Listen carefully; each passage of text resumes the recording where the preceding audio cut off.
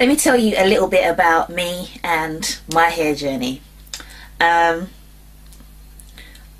I started using chemicals in my hair at the age of 14 years old.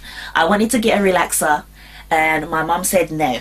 She said that I had to get a jerry curl, but over here in the UK I think we call it a curly perm. I'm not really sure if there's a difference between a curly perm and a jerry curl, but we'll stick with jerry curl anyway, because I had to put a load of gel in it all the time. My mum's reasoning behind me not getting a relaxer, I kind of understand now. She said that with a relaxer your hair goes dry and it will break off, and if you've got a curly perm, or a jerry curl, whatever, you still have an element of moisture in your hair. That was her reasoning back when I was 14 years old. So I was like, whatever, I ain't dealing with this natural hair on my head anymore. So I got a jerry curl. And when you go to get your first hair treatment, you put chemicals in your hair, I see it, I'm not sure if anyone else agrees with me, but I see it as a rites of passage. It's like, yeah, I've got something done to my hair. I don't have natural hair anymore. It's like, it's something wonderful for a young black woman or a black teenager to have done. Or back then it was. Minds are changing at the moment, which is good. So I was really happy with that, but I still wanted my relaxer. At the time my dad lived in the US, and he still lives there. He still lives in the USA, and I went there after I done my GCSE exams. So my exams that I take when I'm 16 years old. I'm explaining some of these things because I know I have some US subscribers. I went over there.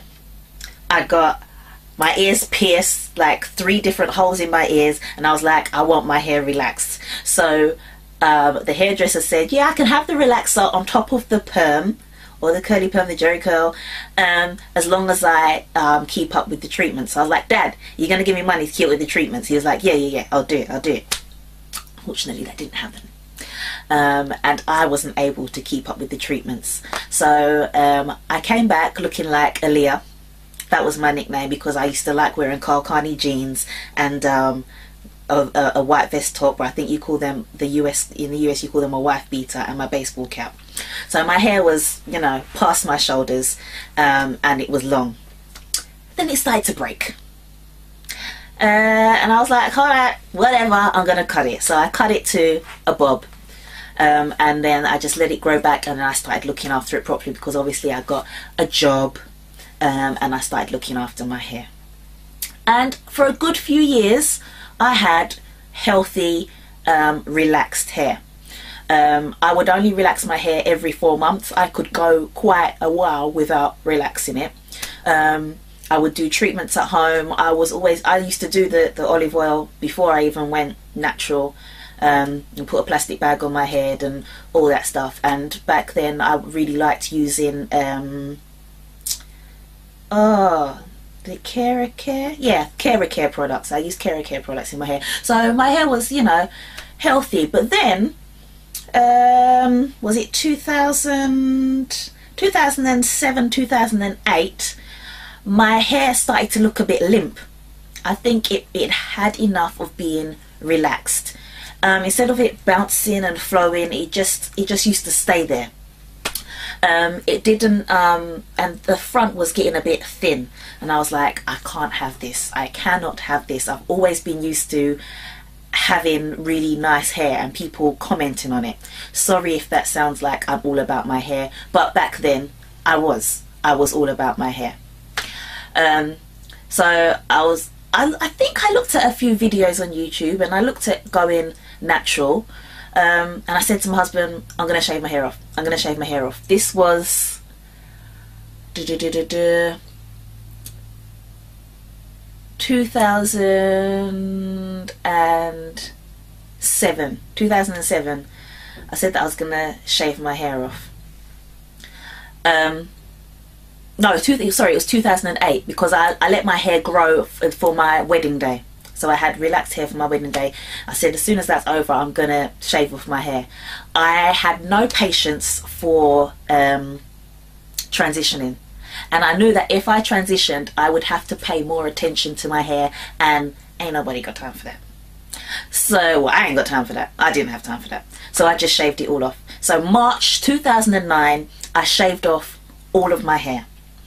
I was in the bathroom with my husband's clippers. I shaved it off, and he walked in and obviously was clearly shocked. I walked back out. I told him that he had to help me with the back. If you haven't seen already, or you're new to this channel, my husband is bald, so we were like twins. We had matching haircuts. The interesting thing about shaving your hair off, and I would recommend it to everybody if you're going natural, I prefer shaving over transitioning. I'm not saying there's one sorry, I'm not saying there's one better than the other, but when I shaved that hair off, I felt a sense of empowerment. I felt a sense of relief, and I felt that I could embrace my natural beauty. Like I said before, I was all about the hair. I didn't have any hair on my head, and I realized that my hair didn't make me beautiful. Sorry, I realized that my hair didn't make me beautiful. I had the beauty there already. Your hair just helps you to enhance your natural beauty. So yeah, that was March 2009. It was hard. I ain't gonna lie. It was hard. I didn't know what the hell I was doing. I was watching YouTube videos. I was buying different products all the time. Although I wouldn't say that I became a product junkie, because I didn't really have money to become a product junkie. I did very quickly start trying my own products, but I found the natural hair consuming. Looking after it, it became dry. I tried what I thought was a natural relaxer. I don't know if there's any such thing. It wasn't. I dyed my hair blonde, or a honey blonde or something. Then I dyed it black, and I was like, this is like not good. It's really not good. And when I look back at it now, I realized that I wasn't ready to take that journey. I wasn't ready to take that step. If you're not mentally ready, you haven't researched it properly, it's gonna be a mess. So in August 2009, I shaved off my hair again. And I was like, right, I'm ready to do this properly. So I started using my own creations in my hair. I started researching the ingredients that are in products. I'm a school teacher. I teach film at A level. So I teach film studies and media studies to young people aged 14 to 19 years old.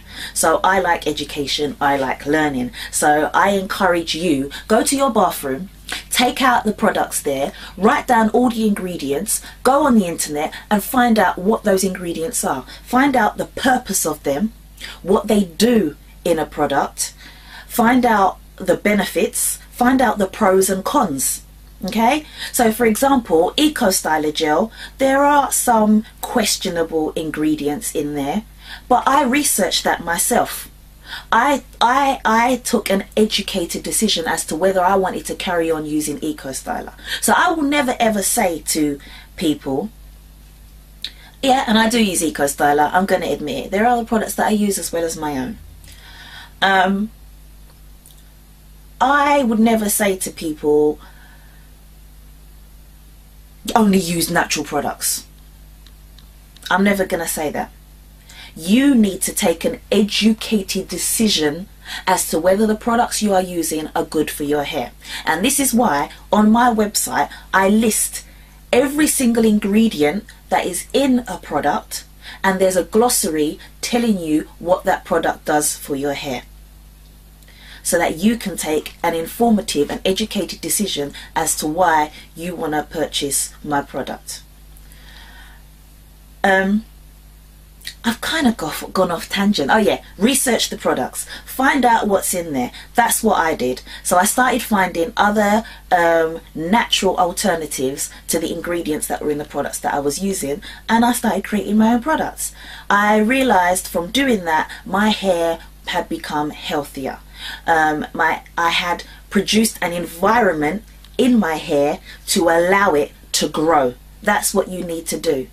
And you also need to learn about your hair and take notice of your hair. Write a diary, write a hair diary. When you wash your hair or you have wash day, write down what you did to it. Because sometimes I had done something to my hair and I was like, whoa, it feels nice. What did I do to it? I can't remember. So write those things down. That's a way of helping you to on your healthy hair journey. Have a hair diary.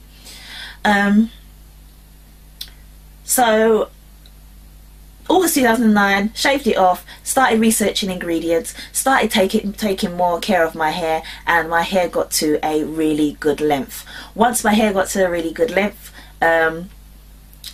I decided to have some fun with it, so I shaved my sides. My sides are shaved now, but I'm currently growing them out, hence this hairstyle.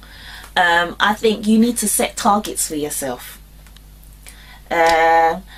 You need to decide what length maybe you want your hair to get to. My hair got to a certain length, like longer than it ever been when it was relaxed, and I was like, okay, I want to do something fun with it now. Although I'm thinking, if I didn't cut it, imagine how much hair I'd have on my head now. But there are still parts of my hair that are really long anyway, so I'm happy with that. But have fun with your hair. Don't get obsessed with length. Don't get obsessed with length. The most important thing that you need to do is create healthy hair. Create an environment in your scalp, in your hair, to allow it to grow and breathe and be nurtured. It's your child. I know it sounds mad. I know it sounds mad, but it is your child, and it's something that you can show off. I think I'm kind of rambling now, and I've kind of lost the tangent, but that's a little bit about, you know, my journey. The next thing now that I'm doing is I'm growing my sides out, and I do actually want really long hair now. I was to-ing and fro-ing as to whether I was going to shave it all off again, but I think I'll regret that. I don't want to do that. It's going to take you a while, and it took, actually no, let's talk about me. Let's not assume that it's going to happen to you, but it took me a while to understand my hair. It took me about a good 2 years to know how to look after my hair. So this is from being totally bald to having a good amount of length. It took me about 2 years to understand my hair, understand what products to use in it, understand when it needs protein, understand when it needs moisture. But then I got to those 2 years and my hair started changing because it got even longer.